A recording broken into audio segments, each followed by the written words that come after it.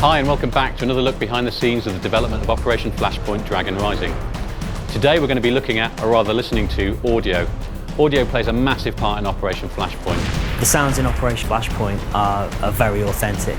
We've strived to record every vehicle and every weapon in the game. We know how passionate people are about the game and how passionate people are about the sounds of the game. Audio element really enhances the visual aspect of Flashpoint. We've got all sorts of different ambiences that really immerse the player in the world, and visuals are just one part of that. Audio plays a very big part as well. For example, when you're walking through a forest or patrolling a forest, you get ambient bird song, and the guys have actually gone out and found the animals that inhabit that part of the world to make sure it's authentic. Silence can be just as important as terrific noises. As you're moving through forests, you hear the audio, you hear the crack of twigs, etc. But as well as that, some of the vehicles that we have, you can even identify what they are just from the sound that they're making. We're allowed to mic up these tanks and vehicles with many mics just to get every intricate detail of doors opening, closing, engines, interior sounds of these vehicles moving, all of which you'll hear in the game.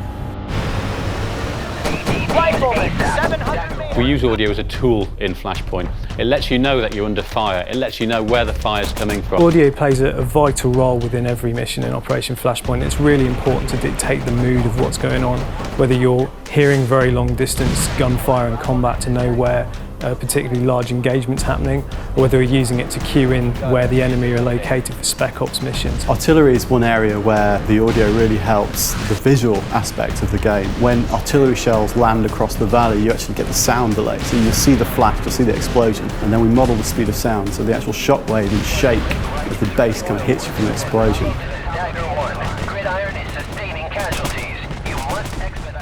The sounds that we place within missions really do aid the player to find their way through the missions. They're going to know where a key installation is that the enemy have because they can hear it from a distance away. They're going to know where quiet areas are away from forces because they can hear crickets chirping. In Flashpoint we use audio to really enhance the immersion the player gets from being in certain situations. So when they enter a building, gunshots feel louder, explosions sound more muffled if they're happening outside.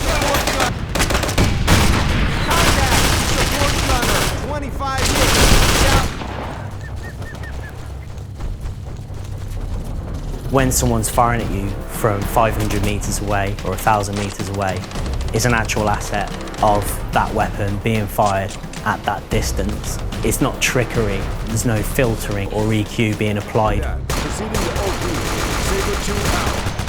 We went to the Marines Production Assistance Office specifically to make sure that what we had matched Marine procedures and Marine conduct, so that we had a very genuine feel of how Marines actually talk. We have different stress states for your squad speech. So, for example, if you're under fire, your squad will use a loud, clear voice to project their orders. If you're in the stealth mode, your guys will be whispering, and it'll be a forced whisper. One of the best feelings in Flashpoint, and the one that gives you the fear the most, is hearing the bullets whiz and snap past your head and hit the brick wall in the background and smash a window and hit the stairs and zing off it. These things really make you panic, and it was one of the most important things to get into Flashpoint. And we think that when you start coming under fire and the PLAs start really suppressing you, you're not going to want to put your head up over those sandbags because one of those bullets could tag you and that'll be it.